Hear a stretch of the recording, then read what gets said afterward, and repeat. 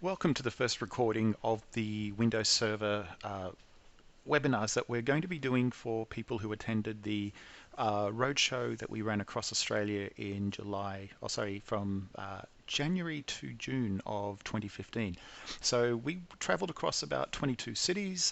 If you weren't one of those people who attended, you'll still get some useful information out of this. But for those of you who did attend, what you'll find is that I'll be trying to relate a lot of what we go through here to the conversations that we had while I was out on the road during that period. So first up, I just want to go through some of the roadshow summary and feedback information that came through, just so that you can get an idea of some of the things that we heard from you loud and clear, some of the things we need to focus on moving forward, and the things that you liked. We'll talk about some of the things that have changed since we did the roadshow, because obviously over that 6-month window there were a lot of new things that started happening. So I'll make sure we cover a few of those things.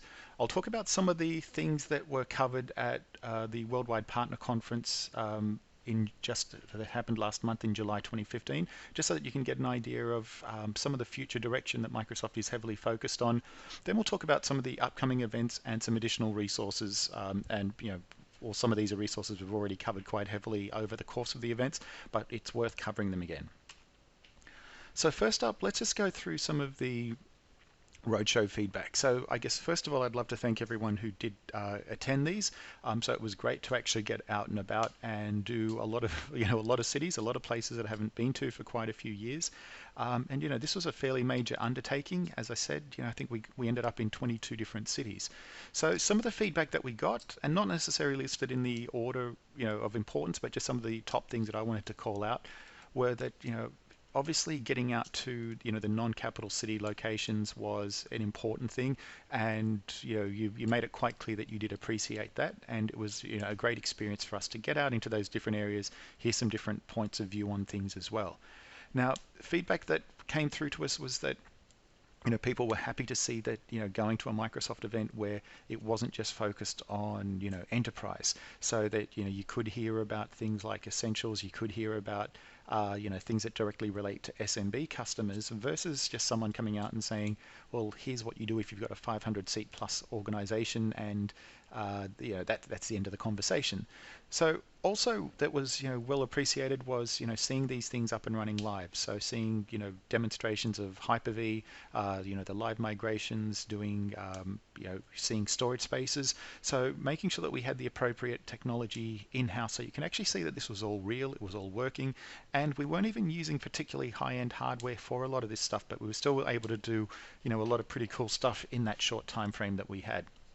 Now, other feedback that we got was around, things like more Hyper-V scenario sessions, or, more in Hyper-V. A few of you mentioned that you hadn't seen Hyper-V for quite a while and were quite surprised at, how far it had come along, and that it was something that was worth taking a closer look at. So the thing that I'd suggest here is, if you are definitely interested in learning more about Hyper-V, just remember though, it's available in Windows 10 Pro and higher. It's available in Windows 8 and 8.1 Pro and higher. So you can at least start seeing some of the things on the client side, and knowing that then those things will also carry across into the server version. But obviously the server version will start adding things like your clustering type capabilities, or your live migrations, etc. Now, other things that did come through was that a big part of the conversation, or a lot of the overall messaging here, was around what are the things that need to happen around Windows Server 2003 migrations. And while most of you were saying you were a lot of the way there, there were a few things that were sort of still stumbling blocks, and I've just got a few things around Windows Server 2003 end of support towards the end of the deck, so that we can go through this in a little bit more detail, just around some of the things that were covered at the Worldwide Partner Conference last month. Now, the other important thing, and this was something that really started ramping up towards the end of the series, was not just covering the current releases, but also covering upcoming releases as well. So there was quite a long time frame of delivery here, and as we got closer to the end of that, events such as the US version of Ignite, where they started talking about, Windows Server 2016 in a lot more detail, but it really wasn't the type of content that we were planning on delivering or that was really applicable to deliver, because this was really heavily focused on getting people away from Server 2003 as quickly as possible, and talking about products that didn't have a release date isn't really going to help that scenario very much. So it's one of the things, though, that I did try to adjust as we went through, as more of the information on Server 2016 did become available that I could publicly discuss. I tried to incorporate some of that into the recommendations and best practices. So those of you who attended the earlier events didn't really see too much of that, but those of you who came along to the later ones, you definitely did. So we'll make sure that some of that information is getting updated up on the blog sites, etc. So stay tuned, and we'll make sure that you all get that information. So let's just talk about some of the things that are new, some of the things that have changed. Well, first up, Windows 10 has been released. I think you probably already know that or know that by now. So just some of the things that I wanted to cover here was specifically around Windows 10 in a networked environment. So starting off with, if you've got a domain joined machine, it's not going to do an automatic update for you.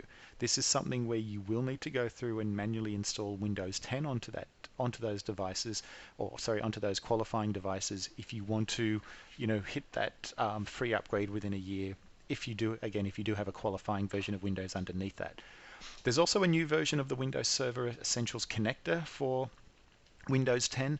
Now, I strongly recommend that you jump onto the site and read through the details here. So read the blog post, but also go through the comments section, because there's a lot of good information in the comments about some of the issues that people were seeing or may still be seeing, the way that they're resolving those. So it's going to save you a lot of time to go through the comments before you go through and try doing the installation. Now, the other thing that I'd strongly suggest here is use Windows 10 against Essentials in your own environment, but wait until you're comfortable with that before you start pushing these updates out to your customers. And I'm sure that's pretty much the way most of you already work, so it's not going to be a surprise that you'll do that. But just be aware that there are some people reporting issues, so just make sure that if you do see them, they occur to you, not to your customers. Now, other things that have been released for Windows 10 that will help in a Windows Server or an Essentials environment, you've got the new ADMX files for group policy have been released, and you've also got the updated version of the group policy spreadsheet available for download as well. Now, the URLs for these, I forgot to include them, but all you have to do is go to the blog site that I mentioned right at the end on the final slide, blogs.technet.com/Oz OEM team, and in one of my recent posts I've got a link to both of those so that you can obtain those quite easily. Now, the final bullet point here is around Windows 10 Enterprise Evaluation Edition. So this is something that you can download from the Eval Center. And the reason why I've called this out is, I've had a few requests from people around, how do I get eval copies? How do I get trial copies? And in this case, just go to the Eval Center, sign up, and that way you can use these eval editions. You can load them onto virtual machines, you can load them onto physical hardware, and you don't have to worry about using any of your own, maybe your own personal licenses or your own internal usage rights licenses that you may get through your Microsoft Partner Network membership benefits. Now, another important update that is available for Windows Server 2012 Essentials is that you may see issues trying to integrate with the Microsoft Office 365 or other online services. So just make sure that you are familiar with this so you can grab the download, but also, again, read the blog post from the product team and take a look at the comment section to see if there are other things that other people may be experiencing there. Now, moving on to some of the things that were covered at WPC 2015, and I'll apply some of these to the conversations that we had while I was out on the road. So first up, we didn't really cover Windows 10 very much while I was out on the road, but obviously it was coming, and it was a server-focused event, so even though we'd sort of talk about it a little bit, it wasn't something that was a big part of the content. But the overall messaging that was coming out from WPC was around making personal computing more personal, as well as the enhanced focus on security that's in here. Now, this is, I guess, an important thing because a lot of people didn't go down the path of Windows 8 or Windows 8.1. there were a lot of under the cover security benefits that they introduced that Windows 10 is also enhancing there. So when you're taking a look at this, if you've been using Windows 8 or 8.1, don't assume that all the improvements you know about security are things that other people are aware of. So it's almost like going back to the Windows 7 timeframe when there were a lot of good under the cover features introduced in Vista that people didn't necessarily know about because they avoided using Vista. So in this case, don't assume that people know the capabilities of Windows 8 or 8.1, because they may be some, those combined with the new Start menu being brought in might be enough to get people over the line and convince them to move to Windows 10. Now, one of the things that I was really happy to see was, one of the big messages that I was pushing through the delivery of the content was around hybrid solutions really being the best possible option for a lot of customers. And this was really reiterated during WPC, and the messaging that was coming out pretty much aligned with what we were talking about during our events, which was leverage the cloud when it makes sense and where it makes sense, and also for the customers that it makes sense with, because there may be some customers that from a technology perspective, from a bandwidth perspective, from a requirements perspective, they may be the perfect candidates on paper, but there may be someone in there who's just going to fight every step of the way. So you don't really want to get into a situation where you're battling uphill when you may have other customers that can reap the benefits earlier. Other things that were coming through was that, even though virtualization is pretty much a standard inside of medium-sized organizations and larger organizations, inside of small and medium business customers, virtualization isn't necessarily where it needs to be. So it may be because people are running older hardware, older versions of software, but making sure that people are aware that there is still a huge opportunity for partners to go through and look at the virtualization of workloads inside of even smaller customers. Another big announcement was that Office 365 E5 suite is becoming available. Now this replaces the E4, and probably the big one for most people here is that it adds cloud-based telephony. Now this isn't available in Australia just yet. It's it's something that has been announced globally but not launched globally. So stay tuned for that one, because if you've got people who really need to go down that path, or people who just really want to push a lot more of these kinds of services into a single subscription, then the E5 suite may be for them. But stay tuned and we'll have more information coming through on that. Now, the final thing here, enterprise mobility.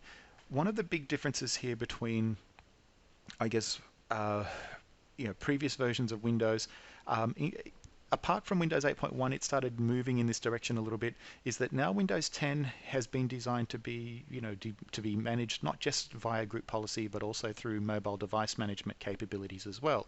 So Microsoft is heavily positioning the Enterprise Mobility Suite, which includes Azure AD and Intune, for managing these Windows 10, Windows 8.1, Windows Phone, iOS and Android devices, but as mobile devices rather than the Windows PCs as domain joined PCs.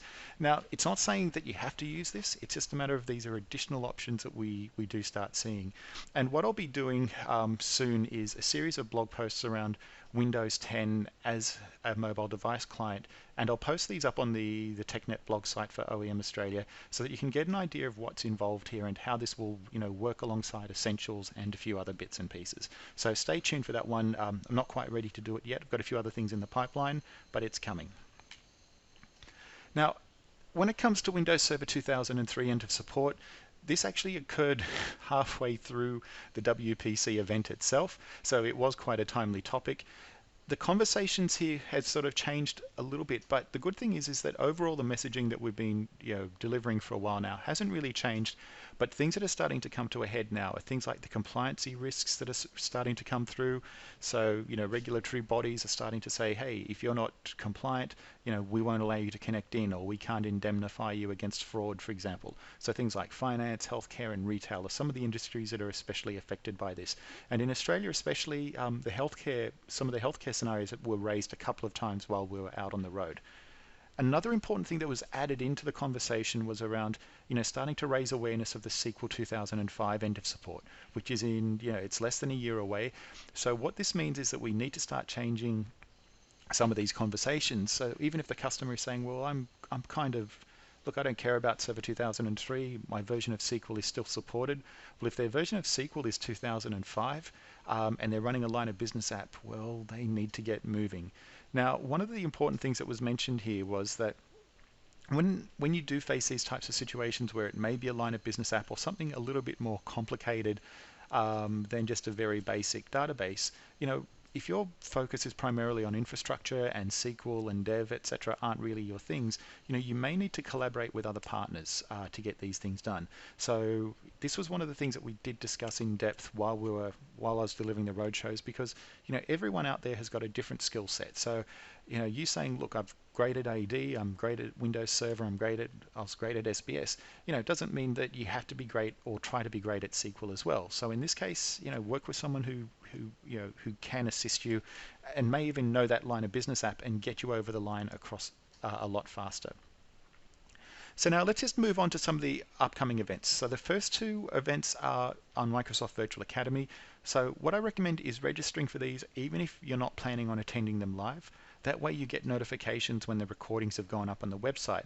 Now the reason that I say that is because these normally occur out of hours that are going to be applicable to you. It may be early in the morning, it may be something that starts at 4 in the afternoon and runs till 9 at night. Neither of them which are particularly sleep or family friendly in some cases, but the two that are coming up, I started off with the big one for this audience, which is What's New in Windows Server 2016 Preview Jumpstart.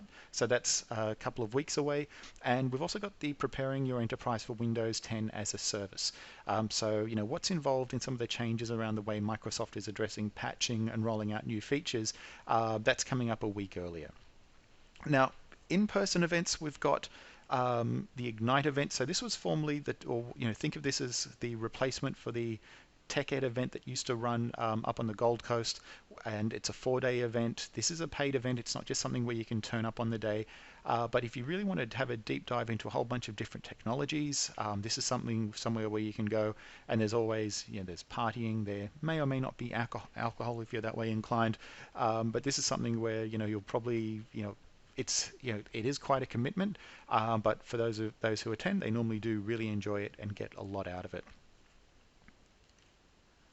So just wrapping up now with some of the resources, we've got the Smart HQ. So while we were out on the road, this was one of the sites that I was promoting heavily, and it was good to see that in pretty much every location, quite a few of you were already members. In some locations, some of you were already, talking about how you'd bid on items, how you'd won things, and that was very, very good to hear. The other site that I'll promote heavily is the Australian OEM team blog site, so blogs.technet.com/Oz OEM team. And this is something where I primarily am posting information around Windows Server updates, around things that are focused on essentials, SMB, Windows 10 type content. So that one is still there, and I still try to get out a couple of things a week if possible, depending on work schedules. And then finally, if you do need to reach out and sort of get an email through to us, you can still contact the OEM server au@microsoft.com email address for pre-sales and licensing information on OEM server products. So definitely feel free to reach out and contact us via that. There's always a few of us monitoring that. So that really brings us to the end of this first recording. So thank you very much for joining, and we look forward to you coming along, watching these and joining us and giving us some feedback for inclusions in future topics.